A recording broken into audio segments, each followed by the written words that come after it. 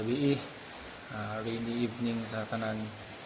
Today is June 15, 8:50 p.m. While waiting, may Bible study taod-taod. While waiting, ako na mag-record ng video, and I just want to talk about one word, intentional. Let me ask you this: how intentional are you sa everything? Work? Kung sa baka ka-intentional. Gusto lang ako i-share, kaya na-remember muna ako ang story sa ka-pastor last time na ako pangalan. This is the story. Storya ni Pastor Albert Justo na story niya, iyahan nga credits. Ako lang i-share ang story. Na daw duha ka magtiayon na old age na late na, maybe late 80s, ang yan ang story. I know, kalimut na ko sa story. So, yan nila akong story. And then, nagsigri call ang wife, nag-iyon sa yung husband nga, "Dear, nagkapareha sa una, dear.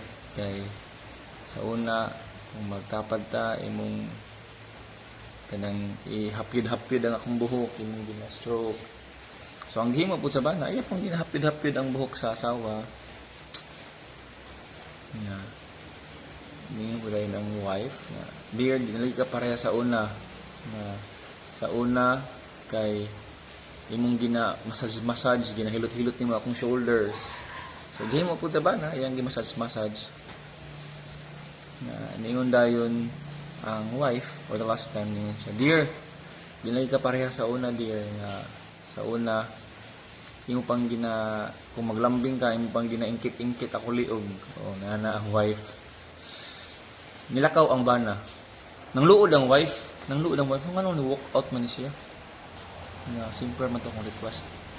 And then, pagbalik, niingkod siya balik. Nakatanga din ang wife. "Dear, naglagot lagi ko sa imo, ano ni hawa ka. Ahalay ka ni adto."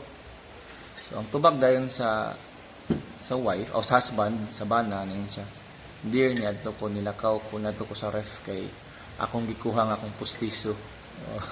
So, nagili siya yung intention nga ipakita ang iyang love towards sa iyang wife. So, akong question sa inyo kamo, how intentional are you sa inyong work, maybe sa imong relationship, sa imong faith, sa imong pagtuo, sa imong pag-eskwela? Seryoso ba jud kayo ka? Kay kanila ko isulti, kung dili naman lang ka nga nakaseryoso sa imong ginahimo, ayo na lang himo. Mas maayo pang wa kay ginahimo kaysa na kay himuon basta na lang. May gabi is tanan. Be intentional. Mga pinata.